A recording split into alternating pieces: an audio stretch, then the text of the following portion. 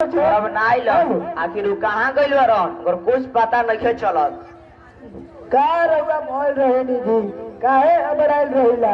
अरे कहीं गई होई खेले कूदे उ कोनो छोटी को बच्चा बा तू भुला जाए। रउआ तो दिन भर सौरा बेटा के खोजते रही ना।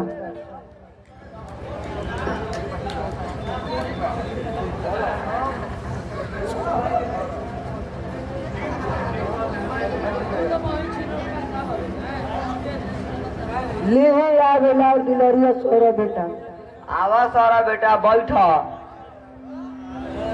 का कुछ कहे के बा बाबूजी? देख बेटा अब हमार जीव ठीक नहीं चल रहा। हम सोचा तानी कि हमार जीव जिंदगी में तोर ब्याह कर दिया। ए बारे में तोर का विचार बा? हम इनकार नहीं करत नहीं, बाकी हम अभी बियाह ना करब। तू इनकार नहीं हो करत तो तू बेकार करते बरो। रउआ समझे कोशिश करी बाबूजी, हम अभी बियाह ना करब तो ना करब। का समझे के कोशिश कर जा हमनी के तू हमनी के लाए चलल बड़े।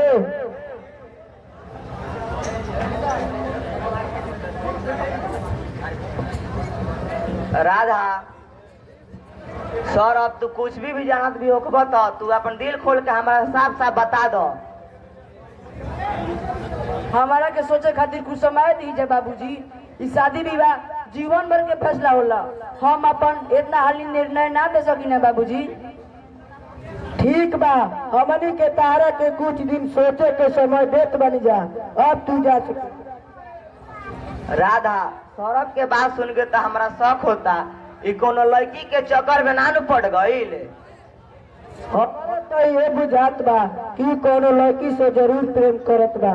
जब ऐसा बात हो जाई तो बहुत अनर्थ हो जाई। ऊ काहे अनर्थ हो जाई जी? आखिर बात का बा? हम नारायणपुर बाबू रतन सिंह के वचन देले बानी अपन बेटा के जब भी बियाह करम कर बेटी रेखा से करम। पुन पुन पुन पुन।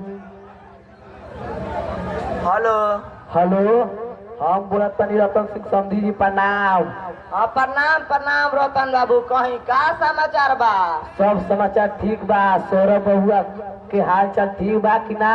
राहुल कृपा से सौरभ ठीक बारन, उनकर पढ़ाई लिखाई भी ठीक से चलत बा।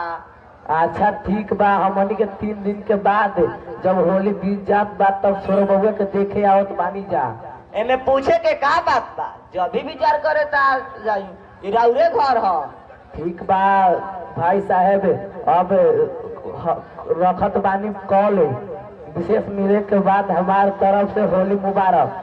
ठीक बा, राउर परिवार के होली मुबारक। राम राम भाई साहब। राम राम भाई साहब।